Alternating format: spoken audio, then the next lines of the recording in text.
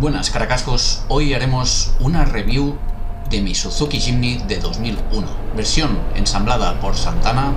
Es el hardtop descapotable, 80 caballos, al menos cuando se fabricó, y muchísima diversión. Lo probaremos por carretera, veremos cómo va por autopista y sobre todo lo probaremos por montaña. Es ahí donde pertenece.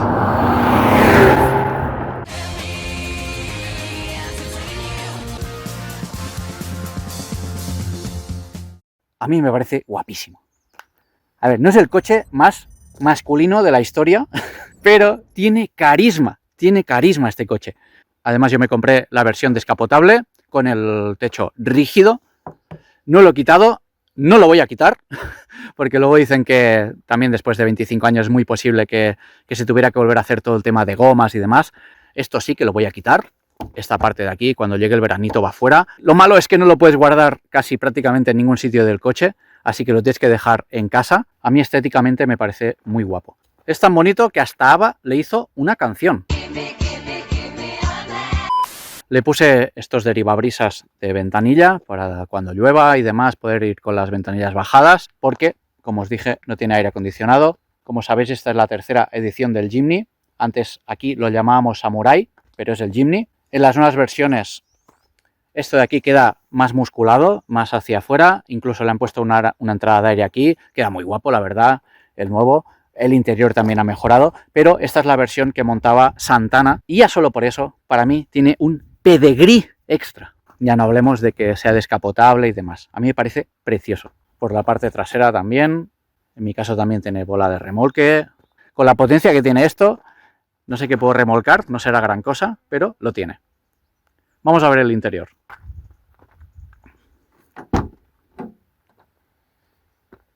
Aquí tiene lujos, el evalunas eléctrico, el cierre es de esos de toda la vida. Se pueden mover los retrovisores, aunque en este caso no funciona. Cosas de coches de hace 25 años. Aquí todo lo que sean papeles lo puedes guardar. Más ancho que un papel no cabe. Volante de los 80 totalmente. Aunque aquí ponga airbag, no lo tiene. No sé si es porque Santana montaba los coches un poco con todo y luego lo ponía o no lo ponía, o que este coche tuvo un piño, que lo tuvo por el anterior propietario, y le decidieron quitar los airbags. Pero ¿qué le vamos a hacer? Conducir con precaución. Y yo no se los voy a poner porque creo que son 1.500 euros metérselos. Ya cuando enganché al tío que no tenía airbags, porque no me lo dijo evidentemente, se cagó un poquito porque esto es grave, que no tenga airbags y no me lo digas. O sea, lo hubiera comprado igual, pero le hubiera bajado el precio. Llegamos a un acuerdo económico y ya está. Él dice que no se lo había quitado y demás, pero bueno, ya no sé si creérmelo o no creérmelo, pero si aquí pone SRS Airbag, sería raro que no lo llevara. Sí que es cierto que el indicador no lo tiene. No sé si es que también le cambiaron el panel para que no apareciera el indicador de airbag. Cuando lo conectas a la maquinita también tampoco te da ningún tipo de error de airbag ni demás, así que no sé qué han hecho. O si es que, como os digo, no lo llevaba, pero no tiene airbags. Por lo menos lo sé. Aire acondicionado tampoco. Bueno, sí, viene condicionado de la temperatura exterior.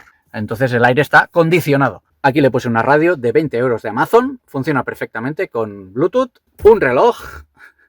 Esto es toda tecnología. Un cenicero, que no lo uso para absolutamente nada. Aquí un hueco que jamás he entendido para qué servía. Le puse un indicador de presión de neumáticos. También me dice el voltaje de la batería, lo cual es bastante interesante. Como yo no me enciendo cigarros, pues le puse esto. Una guantera muy práctica, hay que decirlo, que llevo de todo, papeles y demás. Y lo más importante, tenemos la baliza. De hecho, compré el coche para esto. Aquí arriba en el techo, pues tendríamos el enganche del techo. Esto se abre y saldría al techo. Son cuatro enganches que tiene aquí. Este es el pomo del cambio, como ya sabéis. Y este es el pomo de la tracción a las 4 ruedas. Normalmente siempre va hacia adelante, tracción 2 ruedas, que es trasera. Luego, si tiráramos esta palanca hacia atrás, tendríamos tracción a las 4 ruedas. Y si apretáramos y tiráramos un punto más hacia atrás, meteríamos la tracción a las 4 ruedas, pero en corta. Pues para pendientes mucho más pronunciadas, tanto para subir como para bajar, lo que hace es que cambia la relación de marchas y ofrece mucho más par para salir de ciertas situaciones. Aquí le puse un reposabrazos para hacer un poco más cómodo los viajes por carretera, sobre todo. Apoyar aquí el codo. También aquí, porque esto es durísimo, le puse una almohadilla de Suzuki, que también es para apoyar el otro codo. Y como veis, el interior está muy bien. A nivel de tela está perfecto. O sea, no hay nada roto. Aquí pongo la cámara para grabar. Las plazas traseras, pues a ver, para lo que son. Tiramos esto para adelante. Yo voy en la posición de sentado máximo hacia atrás. Y es perfecto para mí, para 1,80 m. Más allá, si eres mucho más alto, mierda. Aquí llevo para el perro, para llevarlo bien atado, con seguridad. Al niño también atado con seguridad, no solo con el cinturón, sino también con una cincha en el asiento, lo máximo que puedo para que no se mueva esto. Ahí tienes tus huecos para dejar pues un agua o lo que sea. Y aquí también. Es pequeñito, pero eso sí, para 2 personas, perfecto. Y el maletero, pues os vais a reír, pero es que es pequeñito, pequeñito. Cabe aquí una mochilita, el abrigo y poco más. Pero también sirve para sentarse. Ya veis, el hueco es el que es. Y el interior más noventero no puede ser. Aquí debajo está, aquí tengo guardadas un montón de cosas, pues cinchas y demás, los triángulos para quitar la rueda. Y vamos a abrir el motor, que se abre por aquí, a la antigua.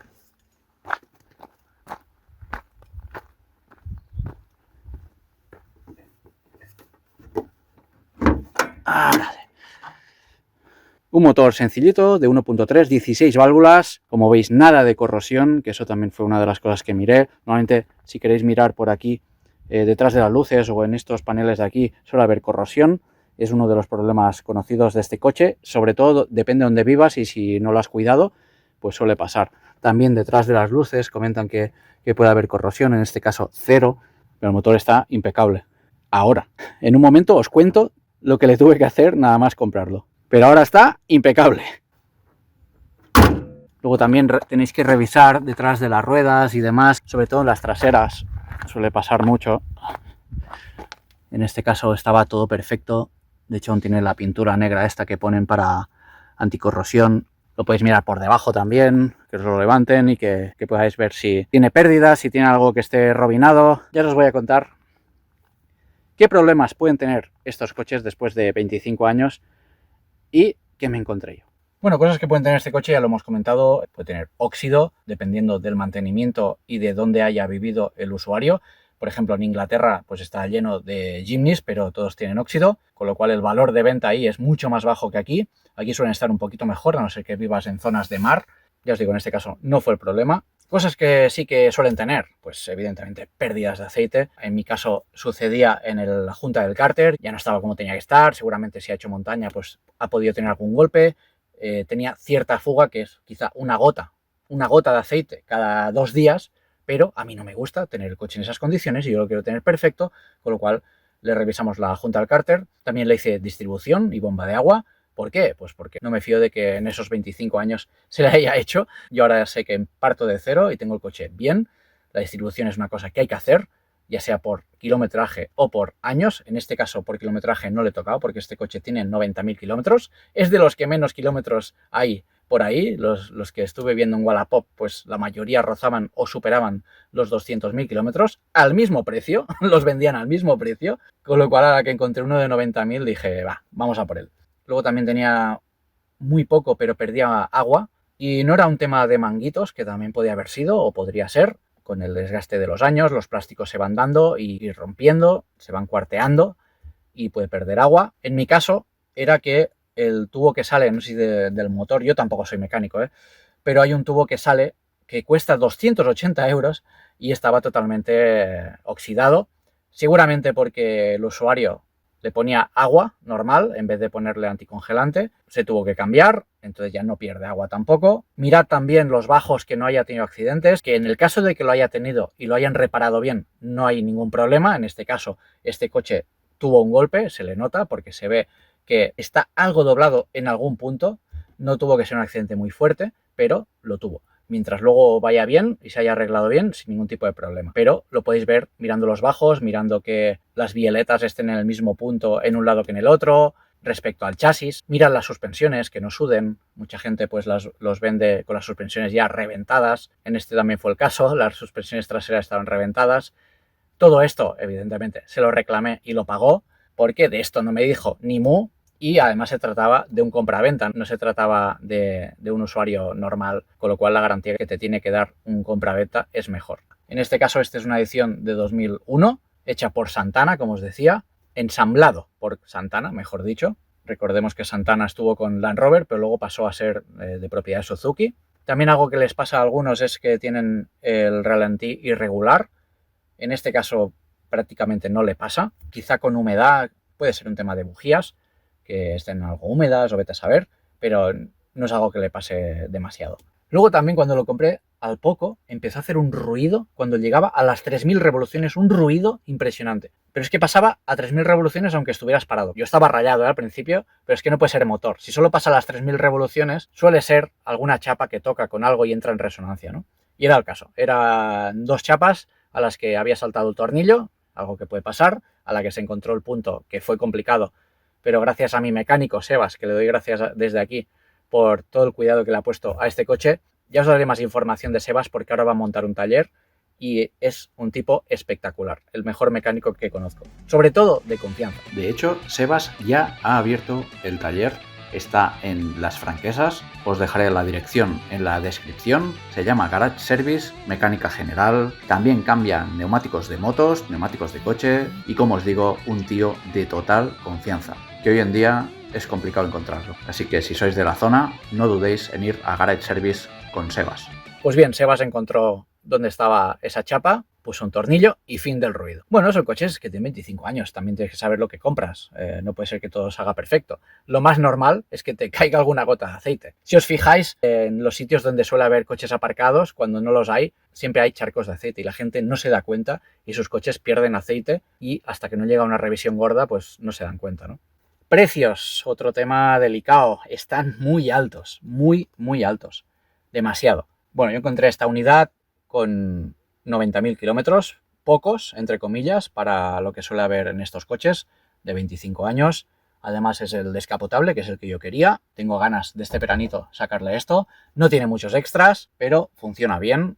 Estaba más o menos en buenas condiciones para la edad que tiene. Y la verdad, no os voy a decir el precio, pero cuidado. Cuidado cómo están los Jimnys, ¿vale? Yo solo os digo una cosa. Los Samuráis y los Vitara antiguos los están vendiendo por más de 5.000 euros. Solo os digo eso. Además, este tiene etiqueta, con lo cual puede entrar en Barcelona. Por poco, pero puede entrar en Barcelona si algún día necesito entrar. Está a nada de poder ser histórico, con lo cual el seguro también me saldrá más económico. De hecho, el seguro pago poco, hay que decirlo. Lo tengo a todo riesgo, pago poquito. Y el tema de los precios, pues es la parte negativa, pero también es positiva. ¿Por qué? Porque diré, ostras, has pagado X por este coche. Es una locura, ya. Pero el día que lo vaya a vender va a valer lo mismo o más. Con lo cual, lo que voy a perder con este coche es el uso que le haya dado, los gastos que me haya dado del día a día, el seguro y demás. Pero el día que lo vaya a vender por lo mismo. O incluso hasta le voy a sacar más. Pero como tampoco es mi intención, es que si lo vendiera 500 euros más barato, no me dolería con todo lo que me está dando, ¿no? Tampoco es mi idea venderlo. Por eso me lo he comprado para tenerlo yo.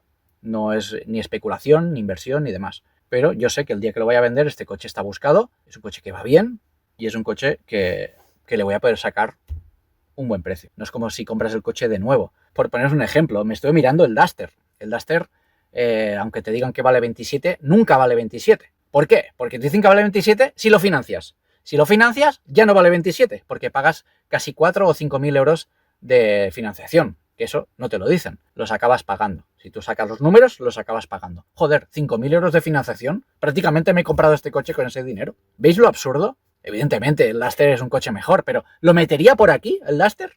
¿Por según qué sitios? No, no lo metería. Además, me subí y iba encajonado. Aquí tienes una vista de 360 buenísima. Pero en esos coches nuevos vas encajonado. Detrás no se ve nada. Los cristales cada vez son más pequeños. Evidentemente es un coche mucho más seguro, para viajar muchísimo mejor, te puedes pegar kilometradas y no pasa nada. Pero hostias, si solo con la financiación ya me pagaba este coche, la decisión fue rápida. Y lo que os decía, 27, vale, pues lo quiero pagar a tocateja, ya no vale 27. Ahora ya vale 30. Coño, me habías dicho que vale 27. Solo si lo financias. ¿Entendéis el bucle? ¿Entendéis los engaños que nos están haciendo con el tema de las financiaciones? Si alguno no se lo ha planteado, que se lo plantee. comprar un coche nuevo hoy es prácticamente para ricos. Se les ha ido la olla con los precios. Estamos hablando del Duster, que es lo más barato prácticamente que hay. En este sector al menos. Así que yo me quedo muy contento con la compra y la depreciación, además del Duster, hubiera sido nada más salir del concesionario. La depreciación de este coche es si tengo un piño, pero si no, este coche va a seguir valiendo más o menos lo mismo. Es la parte positiva que puedo rescatar del tema de los precios. Y en carretera, un coche súper divertido. Podríais pensar que no sirve para esto. Evidentemente tienes que trabajar muchísimo con el cambio, tienes que estirarlo, tienes que usar muchas revoluciones. Recordemos que es un coche que se estira hasta las 6.000 revoluciones. Yo no lo paso de, como mucho, 4.000. Creo que es ahí donde está la cifra máxima de par. Evidentemente, no es un tiralíneas, pero te lo puedes pasar muy bien. El sonido del escape o del motor no es el sonido motor más bonito del mundo, pero es un coche que te saca la sonrisa incluso en una carretera de curvas. Lo tienes que llevar, como decía, revolucionado. Es un motor sin turbo. Parece que lo estés reventando y la verdad que no, que aún le queda chicha hasta los 6.000. Yo ahora he estirado hasta las 4.000. Mi sensación es que tengo que cambiar ya, pero bueno. Sorprende muchísimo el aplomo que tiene, por lo menos con las suspensiones de fábrica. Evidentemente este coche ya tiene 25 años, las suspensiones no son las que venían de serie, pero tampoco no se le ha hecho nada especial, son prácticamente las mismas y como digo te lo puedes pasar muy bien. El coche no frena, está claro, si lo comparas con otros coches pues tienes que ir con cuidado. Por suerte pesa poco, a diferencia de lo que puedas creer, no es un coche muy blandiblue de suspensiones, para lo bueno y para lo malo. Yo cuando lo compré es lo que más me sorprendió. Espera que vamos a respetar al señor ciclista. Pues lo que os decía, las suspensiones no son tan blandas como podrías esperar de un 4x4, para lo bueno y para lo malo. Es decir, en carretera tiene un comportamiento bastante sólido para lo que vendría a ser un 4x4. No hace el efecto barca demasiado. Ya os digo, si es que parece que esté llevando otro tipo de coche, un coche compacto. La dirección es bastante directa, este coche sí lleva dirección asistida, de las pocas cosas que tiene. Y eso también en montaña se traduce en que notas todo. Mi primera sensación es que, ostras, ¿están las suspensiones mal o qué pasa? Porque yo me esperaba que al subirme a un 4x4 fuera por montaña y no notara casi nada de baches, ¿no? Y no, el caso es que sí que lo notas todo, es un coche que no filtra, no tiene una suspensión blandiblue. Además es un coche corto, entre rueda y rueda, eso hace que también sea el giro más directo, pero ya os digo, no me lo compré para esto, evidentemente, pero que lo puedes usar y también te saca una sonrisa. Vas jugando con las marchas, no te puedes fiar de la frenada, porque ya os digo, frena poco. Ahora, como se te ponga un coche delante o tal, no vas a poder adelantar. Eso, olvídate. Vas a estar todo el rato jugando en segunda, tercera, quizá cuarta, pero en cuarta, por ejemplo, estoy a 2.300 o así y se me queda muerto. También es cierto que esto hace un poco de pendiente, pero bueno, oye, es lo que es. No le podemos pedir más. El gasto de gasolina, hago una media de unos 8,5 litros a los 100, pero hay que decir que casi todo lo que hago es montaña, con lo cual voy en primera, segunda, a veces con el 4x4, y luego las idas y vueltas son por autopista, que ya habéis visto que va muy revolucionado. Es normal que gaste eso, de hecho gasta bastante menos que la mayoría de todoterrenos, y eso también es gracias al poco peso que tiene, ya que no vas en 4x4 todo el rato. De hecho, este coche, el 95% de las veces vas en tracción trasera, que es también lo divertido de esto, ¿no?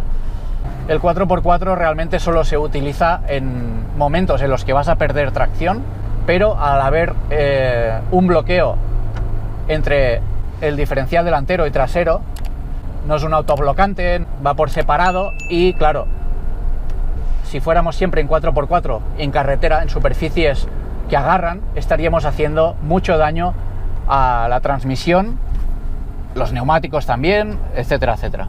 Con lo cual este coche, si lo tenéis, el 4x4 solo se utiliza en superficies resbaladizas, si no te lo vas a cargar. Y en autopista, pues ya veis, me adelantan los autobuses. Ahora mismo estoy yendo a 3000 revoluciones y 90 km por hora. Es un motor ruidoso dentro del habitáculo. Cuando vas a esta velocidad va bastante revolucionado por un tema de cómo está hecho el cambio, las relaciones de cambio. Yo creo que su velocidad crucero para ir bien es 90-100 como mucho, y desde luego estamos hablando de su punto más flaco, que son los viajes o las vueltas a casa después de un día de montaña. Las vueltas a casa por autopista de 1 hora, 2 horas, pues se hacen pesadas porque tienes que ir todo el rato pues a eso, a más de 3000 revoluciones. Y yo no sé si es cosa mía o a vosotros también os pasa, pero cuanto más revolucionado va un coche, más me fatigo yo. O incluso también me pasa con la moto. Cuando una moto se revoluciona mucho, llegas a casa como más fatigado, incluso yendo a menos velocidad. Y eso pues también me pasa con este coche.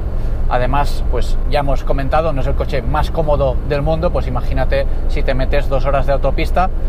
Pero a ver, se puede hacer. También nos hemos apijado un poquito porque la época es la que es, los coches son como son, súper cómodos. Esto pues es lo que es. Antes la gente viajaba con un Ford Fiesta de primera generación y se cruzaba toda España, toda la familia dentro con el perro y todas las maletas, y no pasaba nada y todos estaban bien. Y ahora parece que volver de una ruta durante 1 o 2 horas en un coche así se nos hace pesado, ¿no? Nos hemos apijado un poquito. Luego algo muy guapo que tiene es que, fijaos, a los 80, no sé si se ve en las imágenes, el volante te avisa de que vas a 80. Esto es un extra que cuando vas a 80 pues el volante se mueve para indicarte que ya vas a una velocidad concreta, ¿no? Está muy bien así como extra.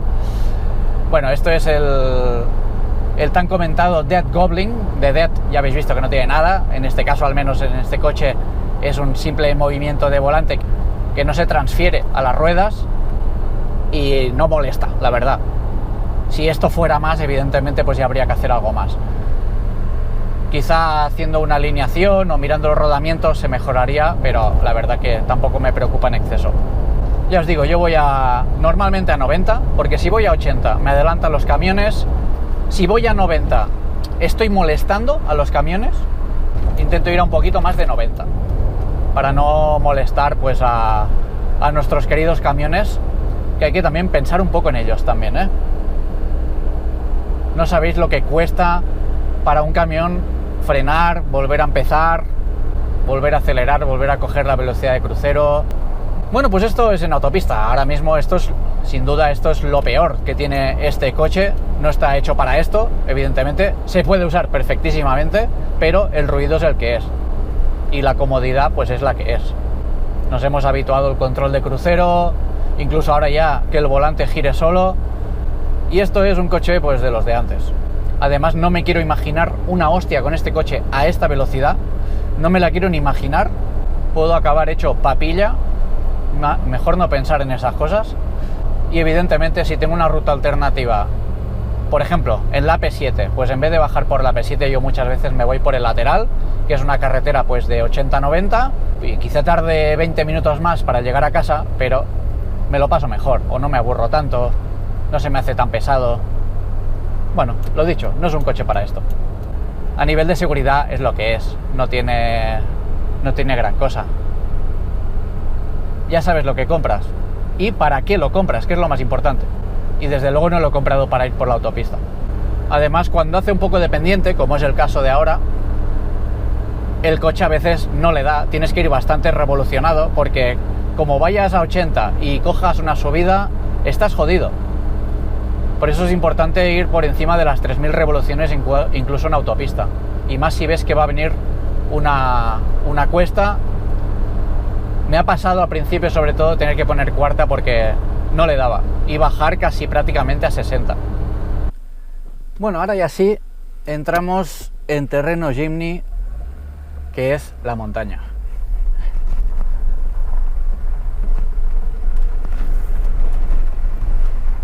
Empezamos con tracción trasera solamente. El 4x4, ya os digo, lo pongo en contadas ocasiones, solo cuando es realmente necesario, que son pocas veces, a no ser que haya mucho barro o una pendiente muy pronunciada, no suele ser necesario. Como veis, no sé si os sorprende o no, porque a mí me sorprendió, lo notas todo. Quiero decir, que yo me imaginaba que ir en 4x4 en mi mente, porque no lo había hecho nunca, esto lo podía pasar saltando, ¿sabes? Y que no notaría simples baches que hay aquí, ¿no? El caso es que sí, que lo notas. No sé si subir la ventanilla, porque creo que hay mucha agua aquí. Igual me arrepiento. Pero la sorpresa fue esta, ¿no? Que en moto realmente, yo que hago mucho campo en moto, se va el triple de rápido, pero no es una exageración. Yo diría que en una ruta la media de velocidad en coche debe ser como mínimo 3 veces más lento.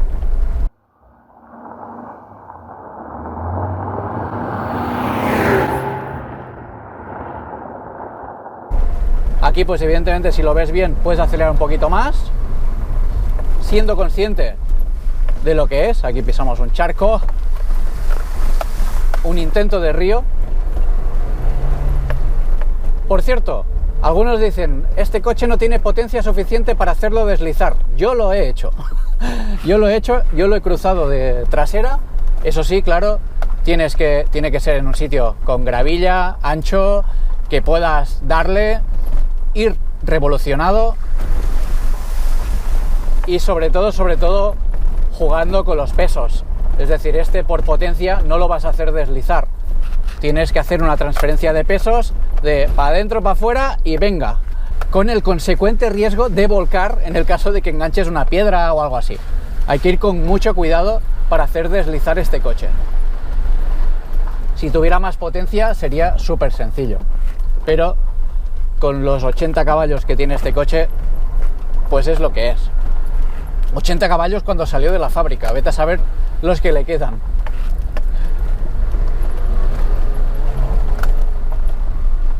En la cámara supongo que no se aprecian subidas y bajadas, pero bueno, lo va haciendo todo en tracción trasera sin ningún tipo de problema. Es un coche, sobre todo, muy divertido. Es muy divertido. Con otros coches seguramente puedes hacer lo mismo, pero no te sacan esa sonrisa. Este lo hace. Solo le falta ese puntito más de mala leche en la potencia del coche o en la entrega de potencia, es decir, que tuviera más chicha, para poder hacer este coche aún más divertido.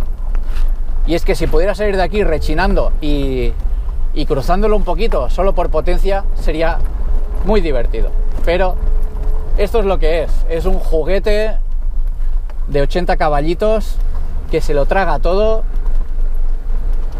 y realmente prácticamente incluso en estas cuestas de piedras, gravilla y demás, no pierde ni tracción y lo vas haciendo todo.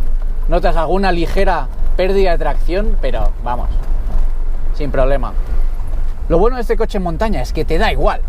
Quiero decir, es de esos coches, aunque me ha costado lo mío, pero es un coche que te da igual, sabes que no se va a romper.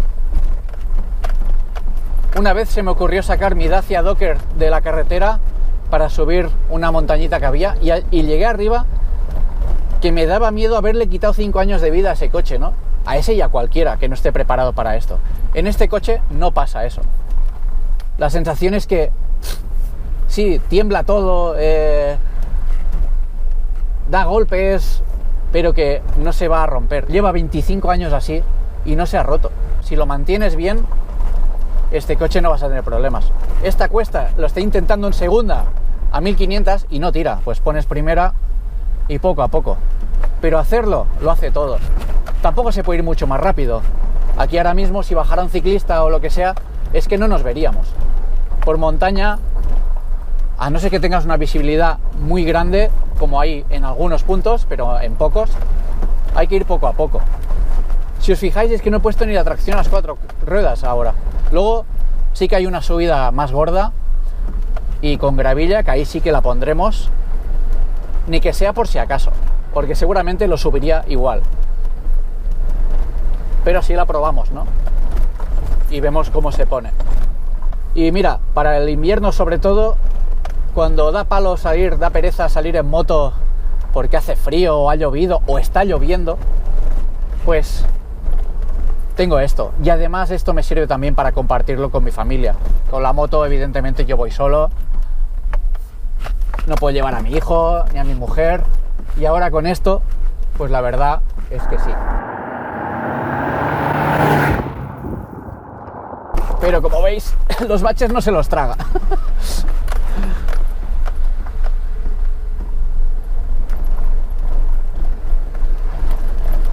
También hay que pensar que son neumáticos pequeños, creo que son 15 pulgadas. Es un coche corto, entre rueda y rueda.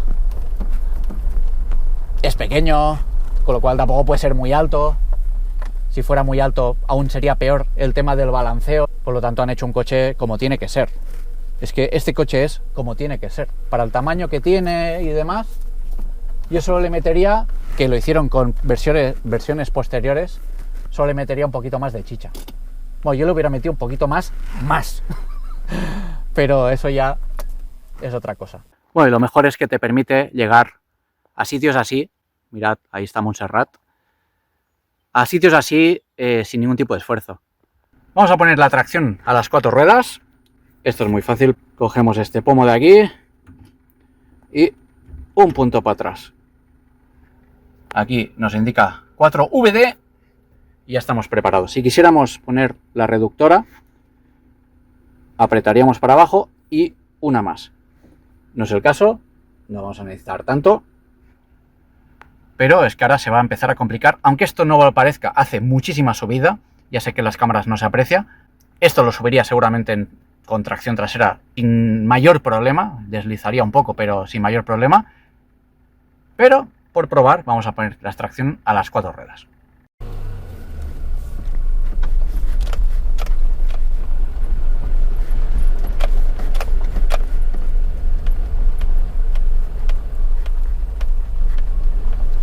Es que no pierde en ningún momento nada de tracción. Fijaos, esto sube muchísimo y está empedrado, lleno de gravilla. Yo voy en primera y va subiendo sin ningún tipo de problema. Esto sube muchísimo más de lo que pensáis, de lo que seguramente se vea en cámara. Esto ahora mismo va a subir muchísimo. Primera, como si nada, tú, como si nada.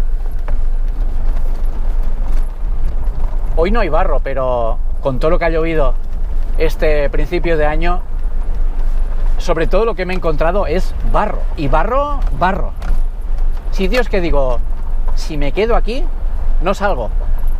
Hasta el punto que ahora lo pienso para atrás y digo, igual te flipaste un poco. Y ha salido siempre como si nada. De hecho, un día subí al Montseny, no lo grabé. El Montseny es una montaña que tenemos aquí en el Vallès, que está nevada por el lado que da a norte. Pero nevado, ¿eh? De hecho, hice un vídeo short que lo colgué, no sé si en Instagram. Y subió todo eso con nieve, sin tacos prácticamente, neumáticos normales, sin ningún tipo de problema. Eso sí, luego otro día nos fuimos al Pedraforca, que también había nieve, pero era nieve con hielo. Es decir, había nieve, pero debajo había hielo. Eso ya era otra cosa, ¿eh? Cuando ya entra la parte del hielo, cuidado, peligro. Porque entonces llega un punto que ya no gobiernas el coche. Estos neumáticos no son para situaciones de hielo. Es el único punto que hemos encontrado que este coche no salga. Y es nieve con hielo en la superficie. Pero por todo lo demás, ya veis, sin ningún tipo de problema. Ahora aquí esto, también nos vamos a encontrar otra subida bastante fuerte, con rodera en medio, que tú la ves ahora tal como la estoy viendo yo y es impactante, pero como confío 100% en este coche, primera y venga. Mira, fijaos que sube tanto que se ha quedado prácticamente sin potencia. Aquí lo que hubiera sido mejor, como subía tanto, ya os digo, estoy seguro de que en cámara no lo parecía, pero esto subía tantísimo que hubiera sido quizá más inteligente poner la reductora un puntito más y esto lo hubiera subido sin ningún tipo de problema. Lo que estaba notando era una falta total de potencia, en primera incluso, para subir esto. Si hubiera alargado un poquito más esta subida, es muy posible que me hubiera quedado parado. También esto nos lo podemos encontrar del revés, que ahora lo vamos a hacer. Voy a dar la vuelta y nos lo vamos a encontrar del revés. Ya hemos llegado al punto más alto, vamos a dar la vuelta. Como es un todoterreno, podemos dar la vuelta aquí como si nada. ¿Lo veis? Es divertidísimo. Puedes hacer cosas con esto.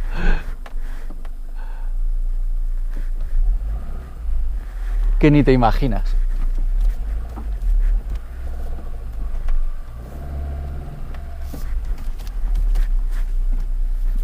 Y como es tan pequeño, pues puedes dar la vuelta en cualquier lado. Si aquí hubiéramos ido con la Ranger de Josep, para dar la vuelta tiene que ir marcha atrás todo este camino. Bueno, y ahora pues baja muchísimo, ¿no? De momento voy a mantener la tracción a las 4 ruedas para dejarlo caer poco a poco. En primera. Esto es un poco como en la moto. Nunca apretar embrague. O casi nunca. Te dejas caer en primera si está la cosa muy empinada. Si está la cosa muy empinada, vaya frase. Fijaos, Montserrat, qué bonito. Qué bonito. No sé cómo lo veis vosotros, pero yo lo veo inmenso aquí, en directo. Y hemos subido todo esto, en un momento. Nos aproximamos a la subida que hemos hecho antes, tan pronunciada. Ahora la haremos de bajada. En el caso de bajada no voy a necesitar reductora. Simplemente con poner primera ya estaría.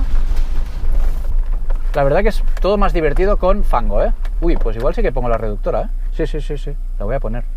Pues lo dicho, apretamos para abajo y para atrás. Y ahora se nos pone la reductora, porque esto no me fío de bajarlo en primera, iría demasiado acelerado. Entonces, con reductora simplemente acompañar con el freno en primera y fijaos cómo baja poco a poco. Si hubiera bajado esto sin la reductora, la primera estaría tocando ralentí y me incitaría o a apretar embrague, error, o a ir más rápido, error. En cambio, con la reductora prácticamente puedes bajar esto sin problema, te va frenando él solo el coche. Ahora no estoy apretando ni freno.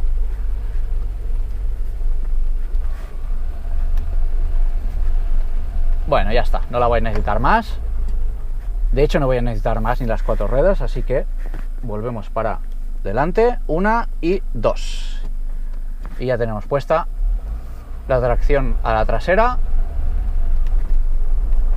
A ver si se va.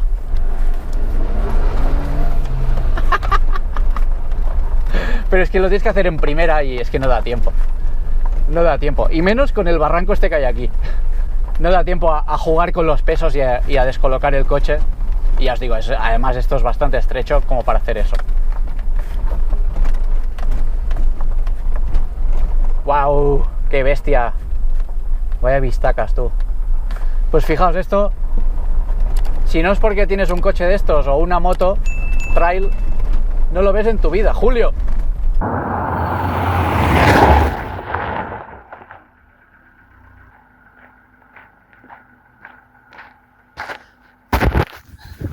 Bueno, y ahora las conclusiones, los pros y los contras. Vamos a acabar con lo positivo, pero vamos a empezar con lo negativo. Contras, para mí es un coche inseguro para los estándares actuales, es incómodo para los estándares actuales, es pequeño, pero ya lo sabíamos, quiero decir que ya te lo compras sabiéndolo eso, si no eres un normal. Es decir, es inseguro, es incómodo, es pequeño, los precios están por las nubes y aún así te lo compras. Bueno, es que ahora vamos a hablar de los pros. Va muy bien por montaña, de hecho es de lo mejor que va por la montaña, hemos ido con otros coches y la verdad, lo que no suba no lo sube casi nada. El mantenimiento es muy barato, es un motor muy sencillo de encontrar piezas y de arreglarlo, hay espacio por todos lados, con lo cual hacer cualquier cosa es muy económico. y además hay pocas cosas que se puedan romper, así que de mantener es muy barato y sobre todo, mola muchísimo. Tiene el efecto sonrisa. Te subes a él y es diferente. No es un utilitario, no es un coche que te subes y vas del punto A al punto B. Es un coche que te subes y vas al punto A al punto B, pero te lo pasas bien. Vas con una sonrisa en la cara. No es rápido, no tiene potencia. Ese sería otro contra, ¿no? No tiene potencia, no es rápido, es lento, se mueve el volante, pero te lo pasas muy bien. Es muy divertido, te saca esa sonrisa, tiene el factor X, tiene carisma. Y eso es lo que se paga en un coche hoy en día, que te saque una sonrisa. Y no hace falta 300 ni 500 caballos. Este tiene 80 y te lo puedes pasar muy bien. Sin más, yo lo dejo por aquí. Ahora voy a grabar un trozo más de montaña, que lo tenéis que ver. Esto va antes, es un tema de edición, ya lo veréis. Así que voy a pasármelo bien un rato más y a comer, que ya es tarde. Si os ha gustado la review, espero que le deis un buen like, que lo compartáis y espero veros por el canal mucho más. ¡Hasta luego! Y como ya sabéis, tenéis mi nuevo libro, 9 lecciones que aprendí de Marc Márquez, disponible en Amazon. Tenéis los enlaces en la descripción del vídeo, en el que hablo de todo eso que nunca he hablado respecto a mi canal, respecto a mi vida, muy baratitos. Y no es un libro de autoayuda.